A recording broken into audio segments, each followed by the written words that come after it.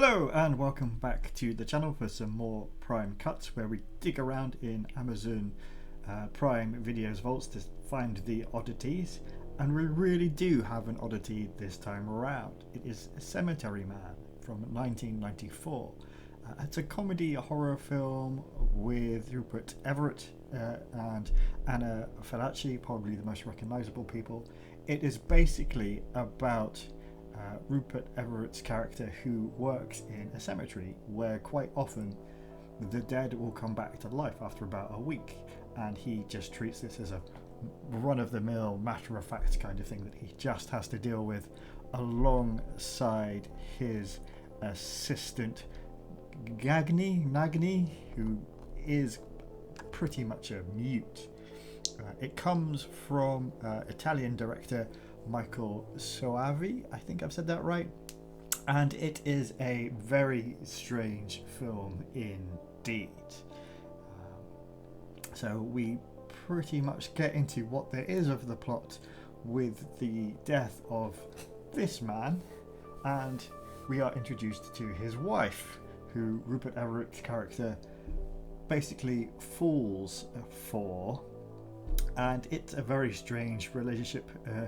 Anna Fallaci characters begin with reluctant, but then she seems strangely drawn to aspects of the cemetery, and in particular she is fascinated by mausoleums, it seems. Anyway, the cemetery keeper's friend works in a local town hall office, and this is the only friend that he really has or speaks to, so he's very much a loner, but he helps him out with the paperwork because Rupert Everett's character can't actually read, it turns out, although we see him reading throughout the film. It's this really interesting character quirk that he's seen reading, but then later on we find out that he can't really read. And yeah, a warning sort of straight off is, if you're looking for narrative cohesion in a film, you're not going to find it here. This film is all over the place. There are lots of mad things happening pretty much all the time, and it effectively operates in thirds, I would guess. There's a beginning, a middle and an end, but they're only connected to each other in the vaguest way. Here, as I say, we can see this woman is fascinated by the mausoleum to the point where she gets quite riled up, shall we say, and you get a strange kind of scene. But that continues, and the pair actually end up doing the do on top of her late husband's grave. And this is the first time we see some more supernatural elements that's not really explained with those floating lights. But as you can see, the film looks amazing, the way that it's shot. It's certainly a beautiful film to look at, even if it's one that doesn't make a whole lot of sense. But unfortunately, the husband rises from the dead, bites her, and she dies. She does rise again, forcing Rupert Everett to shoot her again.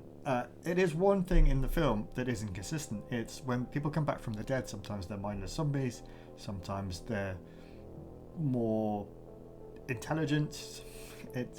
Sometimes they rot, sometimes they don't. Anyway, here we're introduced to the mayor and his daughter, who the assistant becomes infatuated with, and he's very nervous about talking to women, so he throws up on her, and she runs away with, I don't think it's clarified to be her boyfriend on the bike, but anyway, the assistant is very glum about that and tearing himself apart. Is one of the nice things about the film is this relationship between Rupert Everett's character and the assistant. It's this nice odd couple relationship. He likes looking through the phone books and crossing out people who have died as a kind of strange hobby, but the mayor's daughter is involved in a traffic accident. And it's back to the cemetery we go. And there's the mayor again. And now the assistant here is still infatuated with the daughter, even though she has died. So he goes to actually dig her back up again, which is a bit odd, but thankfully she is one of the people who does come back to life. So now we have this odd relationship between him and her head. I told you this film doesn't make a whole lot of sense. Like I say, it's starting to look at, makes no sense. And we get some even more supernatural elements, like ghosts and zombies and things are aflame. He's quite into this, but the assistant saves him, and we're back to the cemetery again. And this old lady is a recurring sort of comedy relief character, always appearing and talking about what she wants on her grave. And she visits the cemetery every day for some reason. Rupert's upset when the phone books are burnt by the assistant. And I love this figure of death. It's such a nice, I guess it's an animatronic. It's so brilliant, but it only appears in one scene. Anyway, Rupert here has had a failed relationship with another woman who looks exactly like the woman does at the start, but is a different woman. But that ends, so he kind of goes a bit mad, so he just starts randomly killing people because that's what that death figure told him to start killing the living rather than killing the dead all the time. So the local chief inspector starts to suspect that he's involved in killing people because we've had quite a few odd deaths at this point for various reasons. And it is actually at this point that he discovers the assistant is keeping the mayor's daughter's head in his room and has set up this lovely television.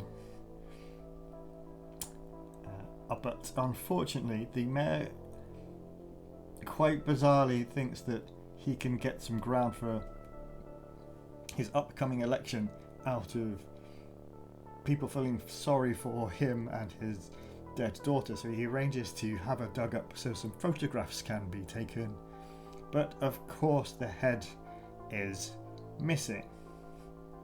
But hearing some voices on the wind, he goes searching for her and discovers the assistant's room. He seems quite calm that his dead daughter's head is alive. Denies her when she wants to marry the assistant, so she flies out of the television and kills him. So things are getting even more complicated. Here's this woman, like I say, who looks exactly like the lady that was at the start of the film, but is in fact a different character. And this is another very, very bizarre relationship because she is basically afraid of losing her virginity and tries to persuade Rupert to,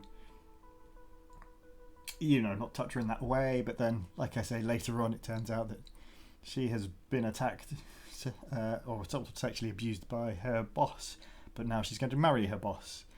Anyway, it's all very odd. We then have the introduction of this character, and it's that thing that you quite often get in films where she seems super interested in our lead character, but of course turns out that she expects him to pay for this encounter. That angers him, so he sets her apartment on fire, once again killing everybody. At this point, I have no idea whether they're supposed to be sympathetic with the lead character or not.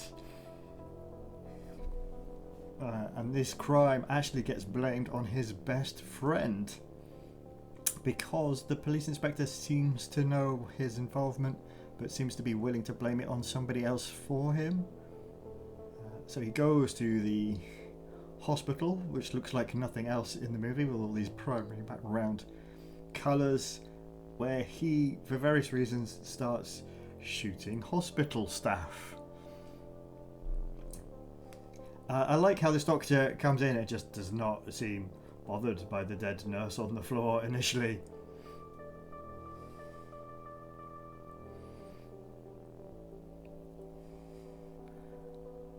But after some more supernatural shenanigans in the night, they resolve to, both of these men, to leave this town and leave it behind for good. So they set off, throwing the cemetery key down, heading for a new life, a new beginning. But in a further strange twist, it turns out that this whole town kind of weirdly exists in a world of its own, up high above everything else.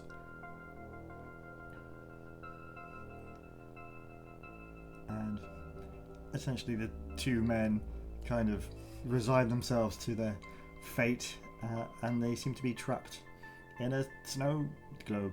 This film is very strange.